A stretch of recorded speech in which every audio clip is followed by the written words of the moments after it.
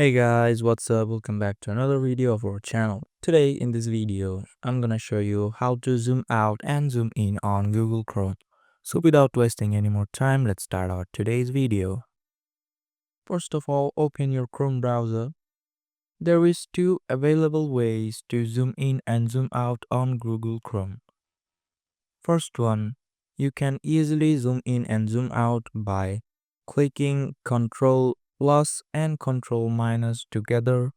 Ctrl plus for zoom in and Ctrl minus for zoom out. The second way, you can see a three dot icon here. Now you can see there's a zoom option available here. If you click the plus icon, it will zoom in, and if you click the minus icon, it will zoom out.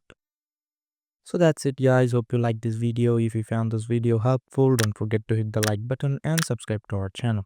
Till then, bye bye.